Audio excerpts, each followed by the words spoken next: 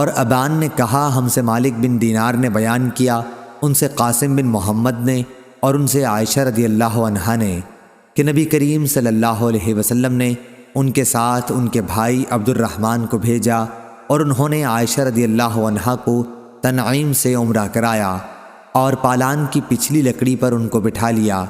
حضرت عمر رضی اللہ عنہ نے فرمایا کہ حج کے لیے پالانے باندھو کیونکہ یہ بھی ایک جہاد ہے۔ صحیح بخاری حدیث نمبر 1516۔ ثمامہ بن عبداللہ بن انس نے بیان کیا کہ حضرت انس رضی اللہ عنہ ایک پالان پر حج کے لیے تشریف لے گئے اور آپ بخیل نہیں تھے۔ آپ نے بیان کیا کہ نبی کریم صلی اللہ علیہ وسلم بھی پالان پر حج کے لیے تشریف لے گئے تھے، اسی پر آپ کا اسباب بھی لدا ہوا تھا۔ صحیح بخاری حدیث نمبر 1517۔ قاسم بن محمد نے بیان کیا اور ان سے عائشہ رضی اللہ عنہا نے کہ انہوں نے کہا یا رسول اللہ، آپ لوگوں نے تو عمرہ کر لیا لیکن میں نہ کر سکی، اس لیے حضور صلی اللہ علیہ وسلم نے فرمایا عبد الرحمن اپنی بہن کو لے جا اور انہیں تنعیم سے عمرہ کرا لا۔ چنانچہ انہوں نے عائشہ رضی اللہ عنہا کو اپنے اونٹ کے پیچھے بٹھایا اور عائشہ رضی اللہ عنہا نے عمرہ ادا کیا۔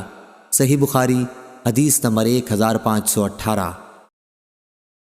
سعید بن مسیب نے بیان کیا اور ان سے ابو ہریرہ رضی اللہ عنہ نے کہ نبی کریم صلی اللہ علیہ وسلم سے کسی نے پوچھا کہ کون سا کام بہتر ہے؟ آپ صلی اللہ علیہ وسلم نے فرمایا کہ اللہ اور اس کے رسول پر ایمان لانا۔ پوچھا گیا کہ پھر اس کے بعد؟ آپ نے فرمایا کہ اللہ کے راستے میں جہاد کرنا۔ پھر پوچھا گیا کہ پھر اس کے بعد؟